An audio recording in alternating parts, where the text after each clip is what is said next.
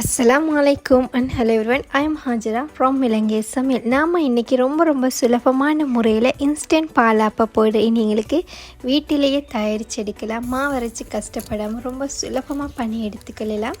So இது எப்படி பண்ணுறேன்னு சொல்லி வாங்க பார்க்கலாம். இது பண்ணதுக்காக வேண்டிய பச்சரிசி எடுத்திருக்கேன். மஷ்ரங்காய் பால் 4 கப் அரிசி. இப்போ நான் இதை நல்லா வாஷ் பண்ணி ஒரு 3-4 தடவை வாஷ் பண்ணி எடுத்துக்கொள்ள வேணும். இப்போ நாங்கள் வாஷ் பண்ணி எடுத்ததுக்கு அப்புறமா இது நாங்கள் 5 ஹவர் இதை ஊற வைக்க வேணும். இது அப்படியே 5 ஹவர் கழித்து நாங்கள் இப்போ தண்ணியெல்லாம் நல்லா வடிகட்டி எடுத்துக்கொள்ள வேணும். இப்போ நாங்கள் வடிகட்டி எடுத்ததுக்கு அப்புறமா ஒரு துணியில் ஃபுல்லாக அரிசை போட்டு நாங்கள் விரித்து எடுத்துக்கொள்ள வேணும். விரிச்சது மாதிரி ஃபுல்லாக நாங்கள் காய்ச்சி எடுத்துக்கொள்ள வேணும். இப்போ ரூமில் நாங்கள் வெயிலே கீழே வைக்கணும்னு சொல்லி இல்லை, ரூமில் வச்சுருந்தாலே கரெக்டாக நல்லா சூப்பராக காஞ்சி வந்துடும். ஸோ இப்போ நான் ஒரு 1/2 ஹவர் தான் இதை காய வச்சேன். இப்போ நான் இங்கே 1/2 ஹவர் கழித்து பார்க்குறேன். ரொம்ப சூப்பராக அரிசெல்லாம் காஞ்சி வந்திருக்கு. இப்போ நாங்கள் இதை மில்லிலையோ இல்லாட்டி மிக்சிலையோ போட்டு ஃபுல்லாக நாங்கள் பவுட்ரு பண்ணி எடுத்துக்கொள்ள வேணும். இப்போ பாருங்கள், ரொம்ப சூப்பராக நான் இதை பவுட்ரு பண்ணி எடுத்துக்கொண்டேன். ஆப்பம் மாவுக்கு நாங்கள் மிக்ஸ் பண்ணதுக்காக வேண்டிய கோதுமை மா 1 கப் சேர்த்துக்கொள்ள மஷ்ரங்காய் பால். ஸோ இதை நாங்கள் ஒரு மிதமான தீயில் வச்சு ஒரு 5 நிமிஷம் நாங்கள் இதை வறுத்து எடுத்துக்கொள்ள வேணும். இது மாதிரி லேசாக கலர் மாதிரி வரைச்சலே நாங்கள் இந்த ஸ்டேஜ்லேருந்து எடுத்துக்கொள்ள வேணும். இப்போ நாங்கள் ஆப்பம் மாவை கரைச்சி எடுத்துக்கொள்ள வேணும். சில்வர் பொட்டில் பின்னும் கொஞ்சம் யூஸ்ஃபுல்லாக இருக்கும், புளிச்சு வரும். ஸோ இதோடு நாங்கள் 1/4 டீஸ்பூன் சுகர் சேர்த்துக்கொள்ள வேணும். 1 டேபிள் ஸ்பூன் கல் உப்பு சேர்த்துக்கொள்ளுங்க.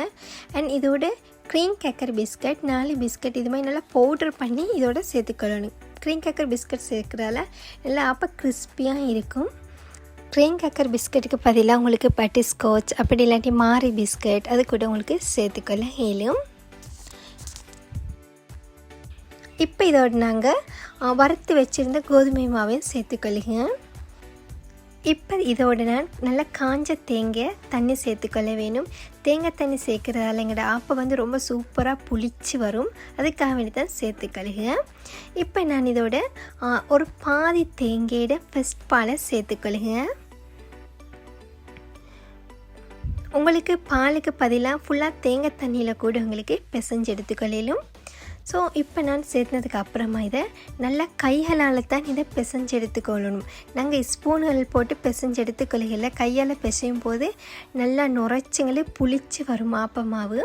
இப்போ மீதி இருந்த 2ஆம் பால் தேங்காயிட இப்போ அதையும் சேர்த்துக்கொள்ளும். பாதியத்தை நான் சேர்த்து எகெயின் இது நாங்கள் நல்லா கரைச்சி எடுத்துக்கொள்ள வேணும்.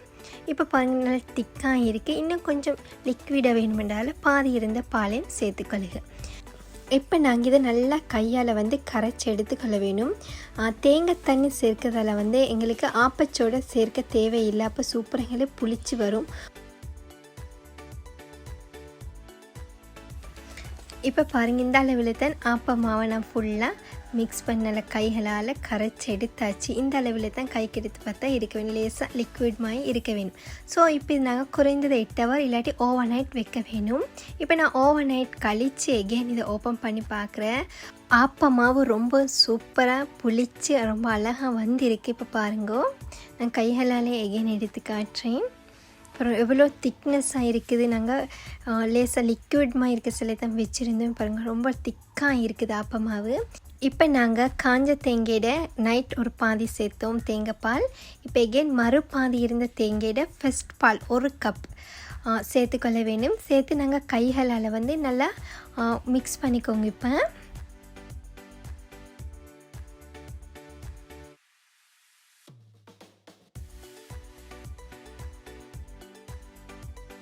இது போல் தான் ஆப்பம் மாவை இப்போ நாங்கள் கரைச்சி எடுத்துக்கொள்ள வேணும். இந்த அளவில் தான் இருக்க வேணும். இப்போ நாங்கள் இதை 1/2 ஹவர் மூடி போட்டு வைக்க வேணும்.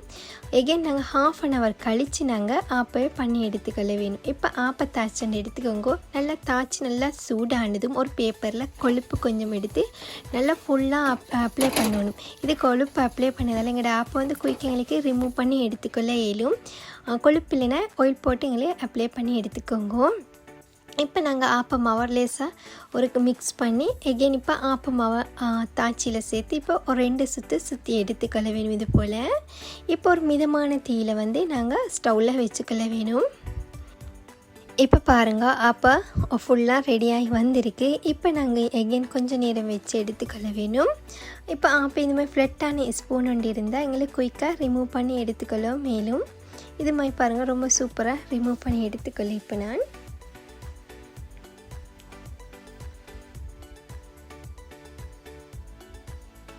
இப்போ பாருங்கள் எங்களோட பிளெயின் ஆப்பை இப்போ ரெடி. நாங்கள் முட்டை ஆப்பை பண்ணதுக்காக வேண்டிய அண்ட் ஆப்பையோட சாப்பிட்றதுக்காக வேண்டியும் கட்டை சம்பளுண்டு பண்ணி எடுத்துக்கொள்ள போகிறேன். இதுக்கு சின்ன வெங்காயம் ஒரு 10லேருந்து 15 அண்ட் 2 பச்சை கொச்சிக்காய், ஒரு பழுத்த தக்காளிக்காய், 1 டீஸ்பூன் துண்டு கொச்சிக்காய், 1/4 டீஸ்பூன் மிளகுத்தூள், 1/4 டீஸ்பூன் கல்லுப்பு சேர்த்து இப்போ நாங்கள் மிக்சியில் போட்டு நல்லா பேஸ்ட் பண்ணி எடுத்துக்கொள்ளலாம். இப்போ நாங்கள் இதை எடுத்ததுக்கப்புறமா இதுக்கு லேசாக தேசிக்காய் புளி சேர்த்துக்கோங்க. இப்போ இதோட காரத்துக்கு ஏற்ப கொச்சிக்கத்தூள் கொஞ்சம் 1/4 டீஸ்பூன் சேர்த்து நல்லா மிக்ஸ் பண்ணி எடுத்துக்கோங்க. இப்போங்கிற ரொம்ப டேஸ்டியான கட்டை சம்பல் ரெடி.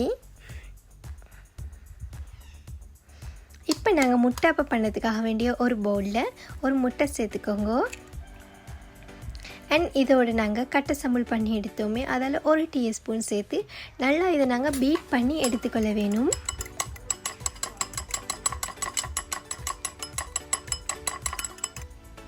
இப்போ நாங்கள் ஆப்பத்தாச்சியில் எகெயின் நாங்கள் இதுக்கு ஒரு பேப்பரில் கொழுப்பு சேர்த்து நல்லா ஃபுல்லாக இது மாதிரி அப்ளை பண்ணிக்கொள்ளணும்.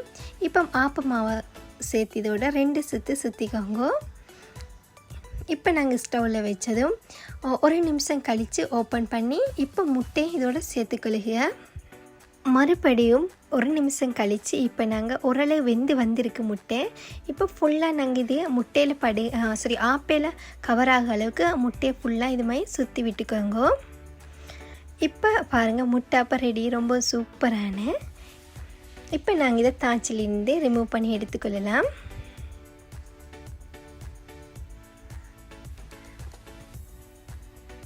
இப்போ நாங்கள் சீனி ஆப்பம் இப்போ பண்ணாலும் சீனியோட அல்டிமேட் டேஸ்ட் ஆகிக்கும். சீனியும் ஆப்பமும் போட்டு சாப்பிட சொல்லி. ஸோ இப்போ 1 நிமிஷம் கழித்து ஓப்பன் பண்ணி பார்த்து நாங்கள் சீனி சேர்த்துனதுக்கப்புறமா நாங்கள் மறுபடியும் மூடி போட்டு வைக்க வேணும். இப்போ ஓப்பன் பண்ணி இப்போ சீனி ஃபுல்லாக மெல்ட் ஆனவும் நாங்கள் தாச்சிலேருந்து எடுத்துக்கொள்ளணும். இப்போ எங்களோட சீனி ஆப்பம் அல்டிமேட்டான ரெடி. ஸோ இப்போ நான் முட்டை அப்பம் ஒன்று பண்ணி எடுத்துக்கொள்ள போகிறேன். இதே கட்டை சம்பல் சேர்க்காமல் அண்ட் மிளகுத்தூளும் உப்பு தண்ணி தான் சேர்க்கணும், தூளில். இப்போ தண்ணியை சேர்த்து இப்போ நாங்கள் இதை மூடி போட்டு வைங்கோ. இப்போ பாருங்கள் எனக்கு முட்டை அப்பம் டேஸ்டியான ரெடி. இப்போ இதே நாங்கள் தாச்சிலேருந்து ரிமூவ் பண்ணி எடுத்துக்கொள்ள வேணும். இப்போ நாங்கள் பால் ஆப்பம் பண்ணதுக்காக வேண்டியே நாங்கள் ஆப்பை சேர்த்ததுக்கு அப்புறமா தாச்சியில் 1 நிமிஷம் கழித்து ஓப்பன் பண்ணி 2 டேபிள் ஸ்பூன் ஃபஸ்ட் பாலை சேர்த்துக்கொள்ளணும். சேர்த்துனதுக்கு அப்புறமா நாங்கள் ஸ்டவ்லேருந்து எடுத்துக்கோங்க. இப்போ பாலாப்பம் அண்ட் சீனி ஆப்பம், முட்டாப்பம், ஆப்பம், ஒரு வெரைட்டியான ஆப்பமும் ரெடி. அதோட கட்டை சம்பல் அல்டிமேட் டேஸ்ட்டாக இருக்கும். இந்த வீடியோ உங்களுக்கு பிடிச்சிருக்கேன் நம்புகிறேன். பிடிச்சிருந்தால் லைக் பண்ணுங்கள் அண்ட் உங்கள் ஃப்ரெண்ட்ஸ் அண்ட் ஃபேமிலிக்கு ஷேர் பண்ணுங்கள். மறக்காமல் சப்ஸ்கிரைப் பண்ணுங்க. டேக் கேர், பாய்.